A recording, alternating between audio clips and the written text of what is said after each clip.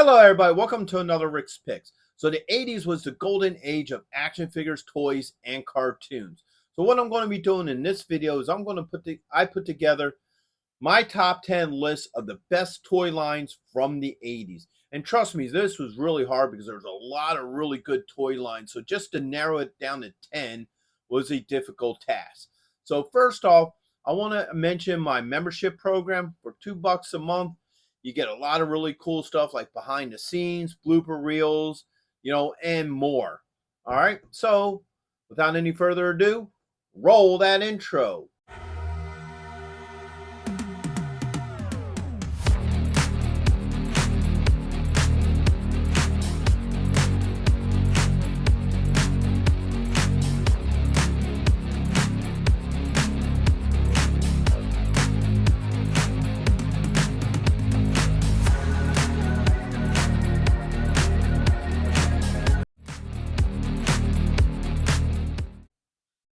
All right, so number 10 on our list is the Mad Balls.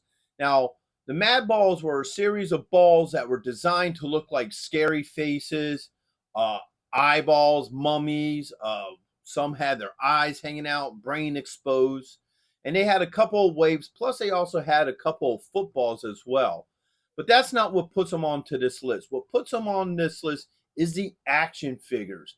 So they had a limited run action figure set to where they still had the Mad Ball gimmick with their heads, but they can shoot off of their bodies. So they had bodies with the heads being the balls, and then there's a button that you can push, and then it shoots, the head off, which was actually a pretty cool play feature to go with the Mad Ball gimmick. So that's why they made it on this list, because they were pretty neat looking figures.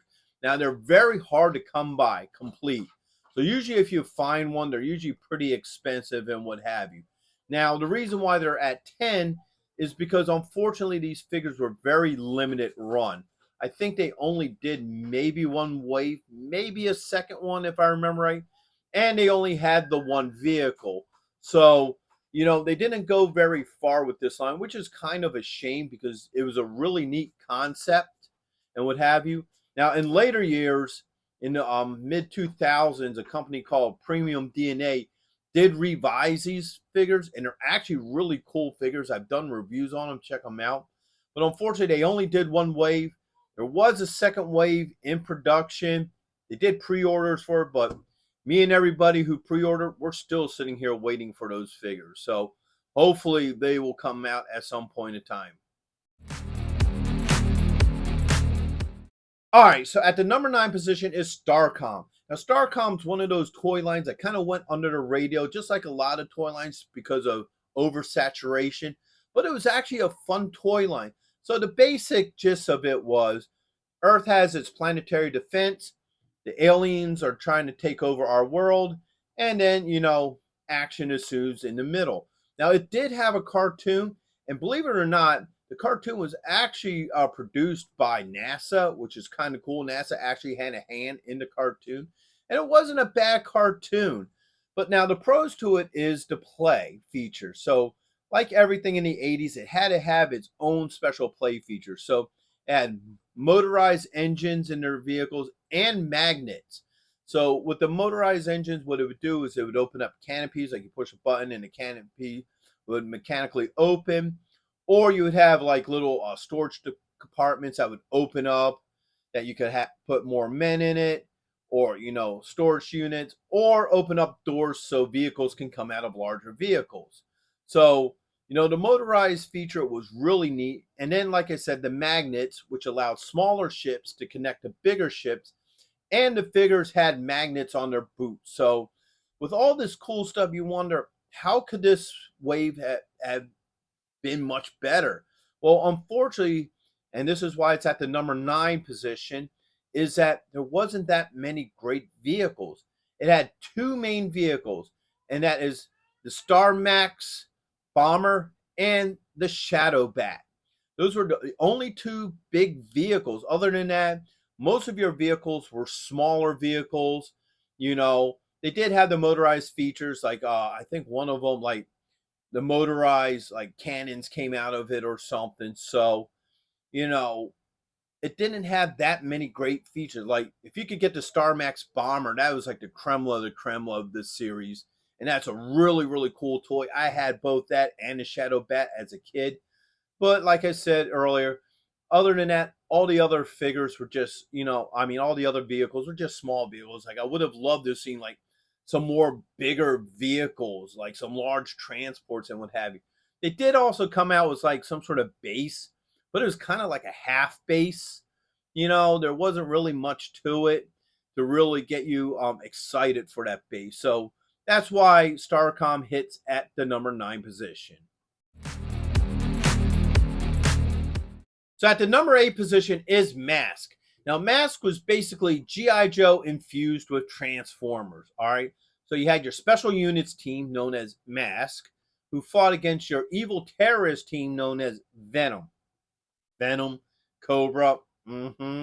Anyway, so what you had was normal vehicles that transformed into military grade vehicles with, lasers, machine guns, saws, knives, sharp sticks, the usual stuff. All right. Now, me personally, I thought this line was very fun. There's a lot of fun stuff. A lot of the vehicles were really cool. The transformations were really easy to do, and they usually look pretty neat in the end. Yeah, there was a couple misses, like the Jeep that turned into a boat. You always wondered, how do you get the boat back into the Jeep? Or the helicopter that turns into a jet. That never really made much sense. But you still had things like the Rhino, which was a big rig truck that turned into a small base, or the Camaro that, the doors lift up and they turn the wings. So there was a lot of really cool play features and vehicles in this. Now, I feel like the downfall to this was one, scale. They were a lot smaller than your average figure of the time, which was your 3 3/4.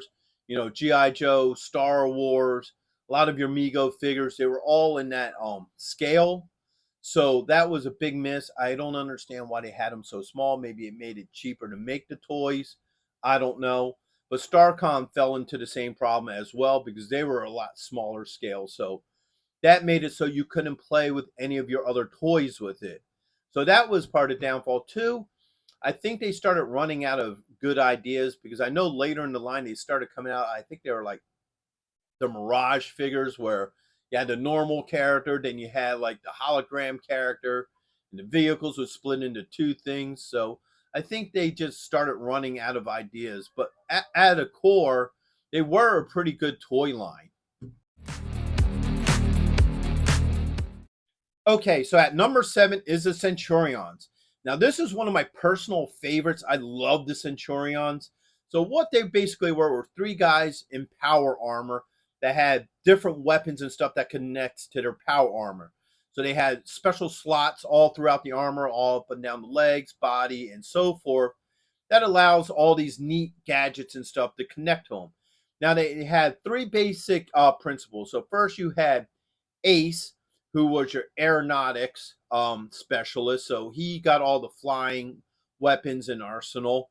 Then you had Jake, who was your ground assault unit. So he got all the ground stuff and weapons for that. And then you had Ray, who was your water specialist. So he got all the ocean stuff, deep dive equipment and stuff. But unfortunately, he kind of got the short end of the stick because me and my friends, we used to always joke with the Centurions, Ace, I'm going to take care of the air. Jake, all right, I'm going to take care of the land forces.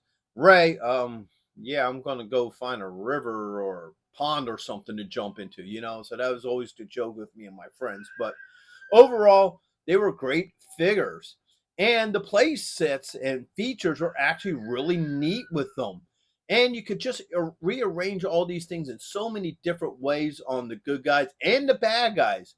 Because the bad guys, led by Doc Terror, they also had holes and stuff throughout their armor that you could just mix and match weapons and gear and so forth. So I thought it was a really fun play gimmick. Now, once again, their downfall was what a lot of them is oversaturation. They were a great idea, but they only lasted one wave. They were supposed to get a second wave. They started making figures for it and all, but it just fell short, probably due to ratings. And once again, scaled. So they were the opposite of Mask and Starcom, to where they were scaled up. So you couldn't, once again, play with them with all your other figures because they were a lot taller than them. So scale always seems to want to play with some of these toy lines. Okay, so at number 6 is another one of my personal favorites, the Real Ghostbusters toy line. Now, the Real Ghostbusters toy line was created after the cartoon for the obvious reasons. You had a cartoon, you needed a toy line in the 80s. Now, they were pretty good looking toys. They, looked very much like the cartoon. The packs came on and off. They can hold the neutron wand. And then they had a play feature where you twisted a little rod in the back, and then the particle beams actually spun around. So that was a cool feature. So every kid wanted all 4 Ghostbusters. And then they came out with Ecto-1. And Ecto-1 was really cool because you had a seat on the top, so you could have one of the Ghostbusters on there that had like 2 neutron wands on it. And then you could fit everybody in Ecto-1. And then you had the firehouse where Ecto-1 can actually fit in the firehouse. And it had a slime feature to where you had what they called ectoplasm, because they used the word ectoplasm instead of slime. You could pour it through a grate in the top of the firehouse, and then you could goo up your guys and what have you. And then they had all sorts of cool ghosts and monsters. So it was a really fun toy line. But here's the downfalls to it. One, you only had 4 main characters. All right, so with only 4 main characters, there's only so much you could do with those characters and make so many variations of them before you start running out of ideas for these characters. Now, yes, there was also 2 side characters, actually 3 technically. You had Slimer, you had Louis Telly, and then you also had Janine. So, but there wasn't really much you could do with those 3. And then the other real big flaw to it was they never used any of the ghosts from the cartoon. Like, you didn't have the Boogeyman, you didn't have Sam Hain, you didn't have, what, or Mrs. Rogers. You didn't have any of the monsters, ghosts, and creatures that, you watched on the cartoon. And that was a big flaw because that's who the kids wanted. I mean, yeah, all the monsters that came out and ghosts that they came out with it were pretty cool, but all the kids really wanted was the bad guys that they saw on the show. So I think those were the 2 main flaws to this toy line, and that's probably why it makes it at the number 6 position. Okay, so we finally made it to the number 5 position. So at number 5 is the Teenage Mutant Ninja Turtles. Now, the Turtles blew up overnight. Everybody went crazy for these things. It was like, just mesmerizing how quick everybody fell in love with the Turtles. So they made figures based off of the cartoon. So what you have is you had the 4 turtles and their master, Hamada Yoshi, who were all hit by this goo, which turned them into, turned the turtles into ninjas, turned Yoshi into a giant rat. And then, they have different adventures there. Their main villain was the Shredder, Krang, and then their mutants such as Rocksteady and Bebop. So it blew up. Everybody loved them, and they were really cool looking figures. Now, these figures were hyper detailed, and that was like a rarity in the 80s. Like, you had a lot of cool toys, but not to this level of hyper detail. Like, they would have, like, muscles, but not just muscles like Masters of the Universe, but they had like veins in their muscles. There was like scratches and cuts in their shells. Other characters had like weird details. Like, I think one had like a spider web in his armor, or, creatures crawling them. So there was a lot of hyper detail into these figures that made them really cool. And they just came out wave after wave because there were so many weird and unique characters that they could just keep on going on and on and on. Now, what puts them at the number 5 position is, unfortunately, this wave of toys did have some flaws. And unfortunately, the main flaws go with the original 4 figures. First off, Raphael's size broke all the time. Right where the blade meets the hilt would break. And Unfortunately, Michelangelo's nunchucks broke all the time because the way how the nunchucks were designed, you move them a little too much and then the chain would break off of the stick. So that was one of the big flaws to them.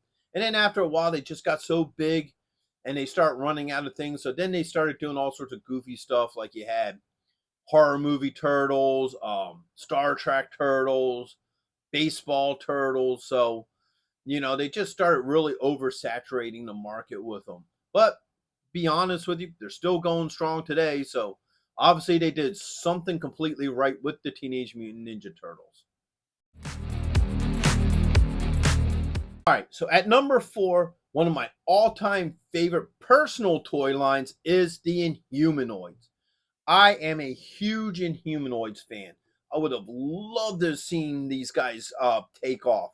But unfortunately, they didn't take off as well as we would have liked them. So the premise is we as people accidentally release these large monsters known as the Inhumanoids, Metlar, Decompose, and Tendril onto the Earth. And then there's a special scientific unit called Earth Corps who have to fight these creatures. And they team up with other mutant creatures known as Mutors, which were rock people, tree people, and then even one that was positive negative power known as Magnetron. I think Magnacore, sorry about that, Magnacore, to fight these things. Now the concept was really cool. The cartoon was awesome. I love the cartoon, and it was really dark and sinister, but they were great toys. Like the 3 Inhumanoids are probably some of the most sought out toys from the 80s to date, because the best thing about these 3 toys is the factor that they had the one thing that no other toy line had, and that was they were compatible with everything. The 3 main monsters could be compatible with everything because they were just big monsters. So you could have them fighting He-Man. You could have the Ghostbusters dealing with them. G.I. Joe can, have a battle with them and so forth. So they would work with any toy line because they're just overscaled, and it worked fine with them. And these monsters were meant to be overscaled. So it worked. But now, unfortunately, you need to get into the downfalls. So the actual Inhumanoids and even the action figures and vehicles I thought were pretty good. The action figures fell in the same line as the Turtles, where they were hyper detailed. So they're decomposed. You had little veins, bones, tufts of skin hanging off of him and stuff. Your action figures, like your Earth Corps guys, all had like little gears and vents and stuff all over their armor. So, they had a lot of detail. Now, one of the flaws was the factor that the action figures had really small heads. Now, for anybody who understood the line, you understood that the reason they had small heads is because they're in power armor.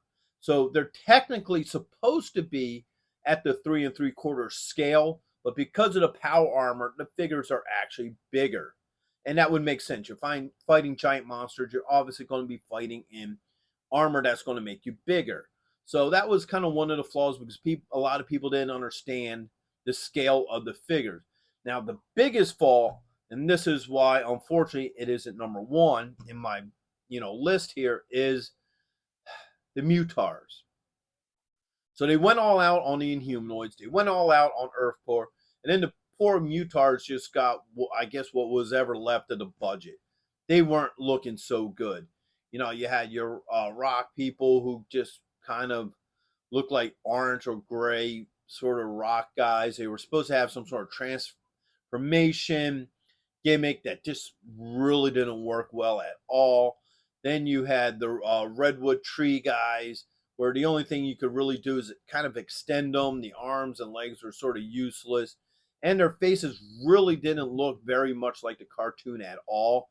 And then, of course, you have Magnacore, which was supposed to be 2 characters, but winded up just being 1 character, and then like the front comes off of him, and that shield was supposed to be an action figure, and it was just that I don't like talking about that figure. That was just horrible. So those major flaws is the reason why it's number 4 on my list. Okay, at number 3 is the Masters of the Universe line. Now, I love the Masters of the Universe line. The main thing about them were the figures. Now, originally there was no cartoon for it. So, the whole premise of it was you had He-Man and the Masters versus Skeletor and his evil warrior. And the whole thing was they were fighting over Castle Grayskull. And He-Man had one side of the power sword, Skeletor had the other power. You combine the two together, and then you can open up the door to Grayskull. And whoever gets those two swords together opens up Grayskull, and they take control of Grayskull.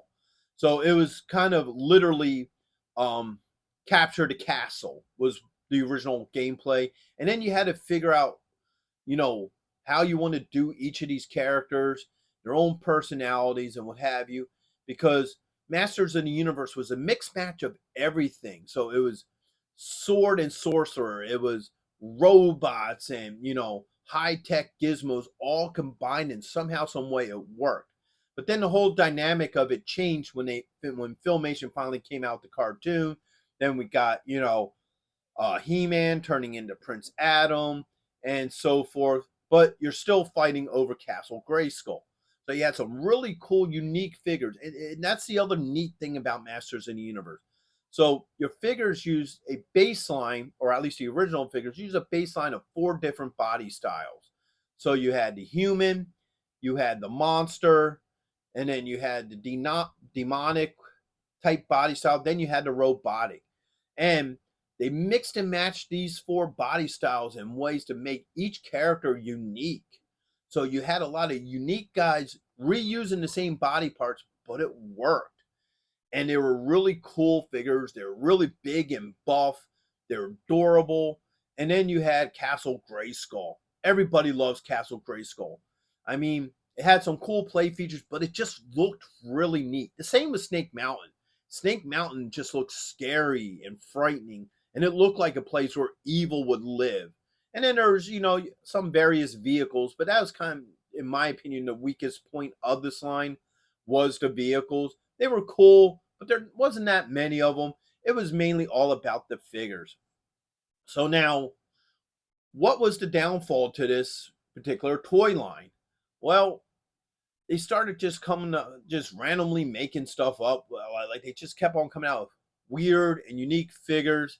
And then they're trying to redo like the 2 main characters over and over again. There's only so many times you could redo He-Man, redo Skeletor, Battle Armor He-Man Skeletor, Terraclaw Skeletor, Power Fist He-Man. There's only so many times you could redo these 2 figures to where people started getting bored with them. And I think that's what happened with them was, that particular thing. Other than that, in my personal opinion, there wasn't any real major flaws with this line. I think it was a great line.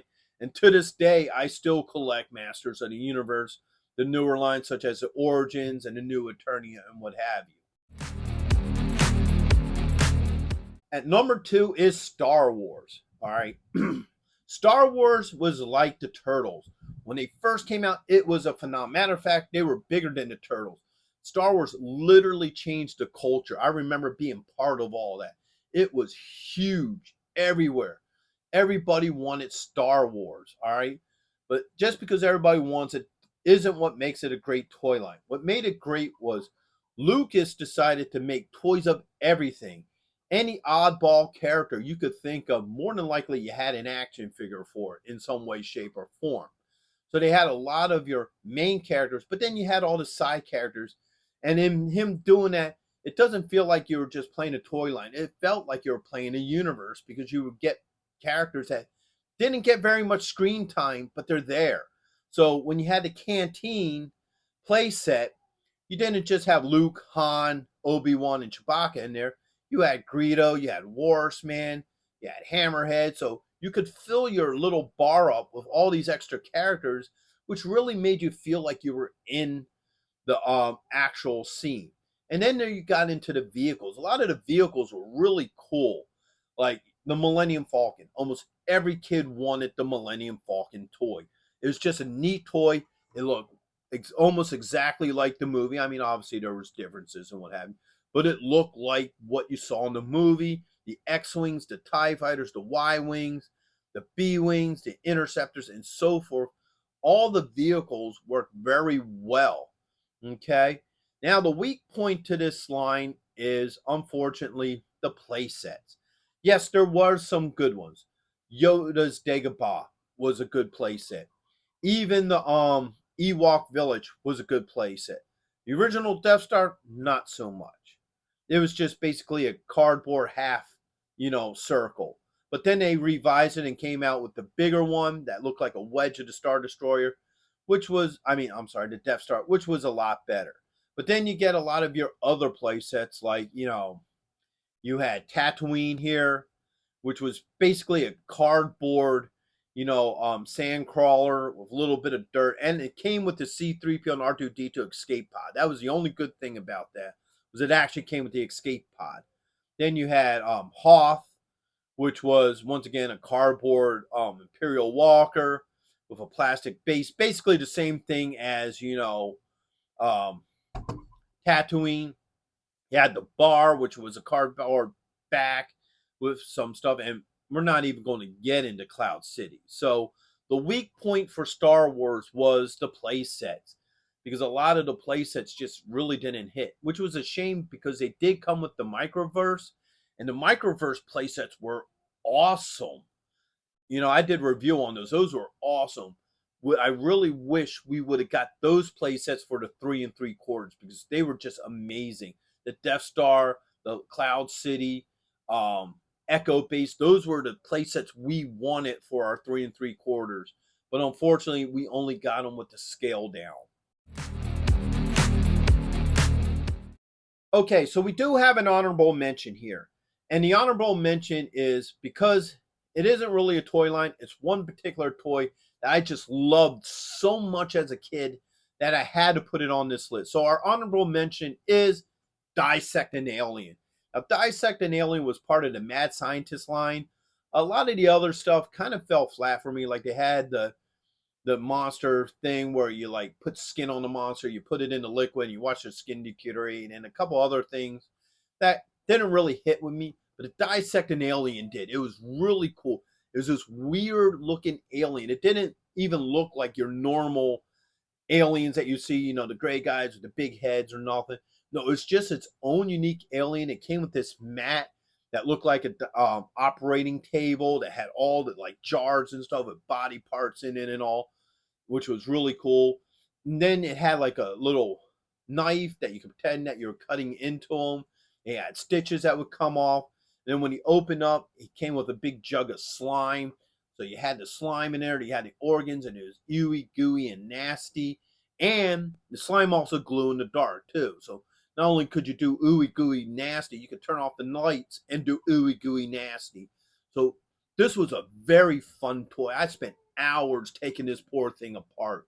And I still have my original Dissected Alien to this day somewhere on a shelf somewhere. So that was my honorable mention.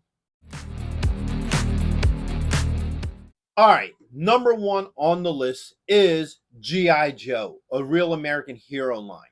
Now, this toy line was amazing, okay? It was probably, in my opinion, it was probably the best toy line of the 80s.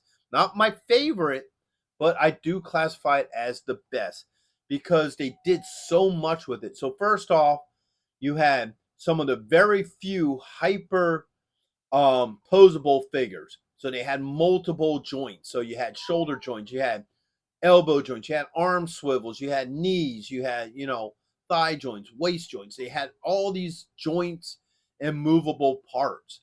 So these figures could be posed in multiple directions. It was originally based off of the military and kind of went more sci-fi as it got went on in the series. It had a lot of really cool vehicles and what have you. Now, one of the things that made it better than Star Wars was each of your vehicles, main vehicles, actually came with a figure. So when you got the Vamp, you got Clutch. If you got the Mobat, you got, Steeler. You got the Hiss, you got the Driver. So a lot of their big vehicles came with a figure with it, opposed to Star Wars where none of your vehicles came with figures. So that was the big thing with them as well. Not only did you get these really cool vehicles, but all the big ones came with figures. And not only that, they had like a lot of realistic play features. So they had like compartments that you could open up and you could see the engine, or you could store stuff in it. It had a spot where you could put gas into vehicles as well, and so forth. So there was a lot of fiction to it, but a lot of reality to it. And even all the way up into the play sets. Like if you were one of the lucky kids, and I was, you had the USS flag. Now you had the USS flag. That was more than a toy. That was a status symbol because everybody wanted to come over and play with the USS flag. The thing was like 7 foot long. It was huge. You could literally park all your Joe jets on this thing. So it was massive. It was one of the best play sets to date. And then of course they had some of the other bigger ones like the Shuttle Complex and the Brown Base and so forth. But everything with them, excuse me, for the most part was a hit. They were really cool. They had lots of real cool detail. And not only that, but they had different types of ranks within the figures. And what I meant by that was you didn't have all your Joes with guns, rocket launchers, and missiles. No, you also had your medics. You also had your communication guys. So it actually felt more like a real military because you even had the guys who weren't the fighters, the ones who, stayed back and took care of the wounded and stuff. So it felt more like a military force than a bunch of guys with guns fighting a terrorist organization. So I could go on all day about all the cool stuff that made G.I. Joe great. But unfortunately, it did have its flaws. And most of the flaws fell in the figures. So with their figures, there was a couple of things that were most notable prone to breaking. First off was thumbs. A lot of the figures' thumbs broke off. Fortunately for me, none of mine did. The rubber bands inside would break, but they were easily replaceable. It was a black O-ring. And probably the most embarrassing thing for your Joes is a lot of them, the crotches broke off. I had that happen to a couple of my figures because it was weak plastic. So after a lot of play, eventually they would break off. So, that was the big three flaws. Now, some of the vehicles had some minor problems like that. Like I know a couple of people had the Rattler, and I think they broke the landing gear off and a few, minor things like that. But for the most part, that is why G.I. Joe is number one on my list. Okay, so that's my top 10 list. I hope you guys like this list. I would like you guys to leave, comments of your top 10 list. I'm curious to what you guys would rank as top 10 opposed to my top 10. And let me know if you actually liked my list and you thought that it was pretty accurate. I'm sure I'm missing things that some people would put on their top 10 list. But like I said, there's so much stuff in the 80s that you can make all sorts of top 10 lists all day long with it. So with that being said, first thing I want to do is give a shout out to people who support the channel. First off is Byron Bassett and his alter ego, Humongous. He is a great guy. He does a lot for the channel. He has his own YouTube channel and show that he does every Sunday. Also, I want to thank Action Figure Geeks, their Reddit channel I'm part of. They also support the channel as well.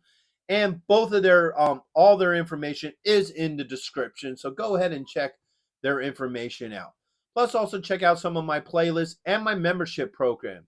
And last but not least, hit that like, share, and subscribe. They're all small clicks for you, but it really helps this channel grow. So until the next one, late.